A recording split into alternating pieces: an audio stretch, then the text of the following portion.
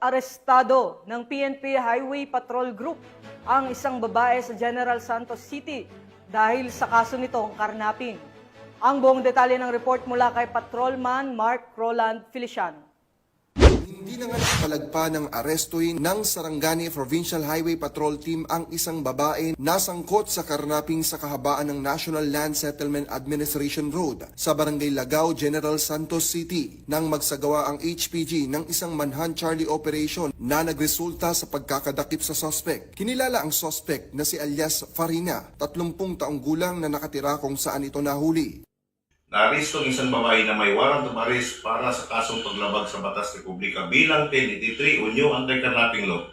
Ang nasabing kaso ay may criminal case number 8452-25 at may tinakdang pensa nagkakalaga ng 300,000 pesos sa bisa ng warrant.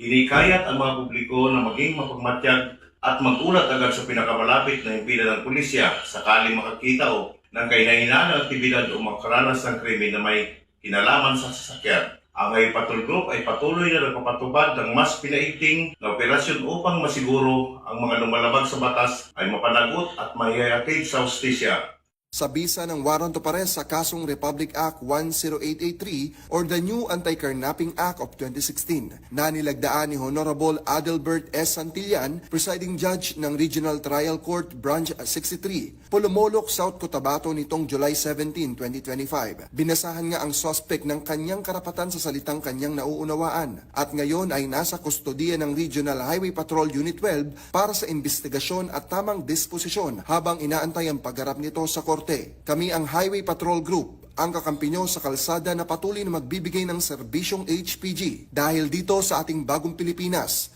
ang gusto ng pulis, ligtas ka. At sa iba pang balitang serbisyong HPG, tumutok lamang sa aming YouTube channel at Facebook page na Police News Network. Mula sa tanggapan ng kakampi nyo sa kalsada, ako po si Patrolman Mark Roland Feliciano para sa Police News Network, alagad ng batas, tagataguyod ng balitang pulis.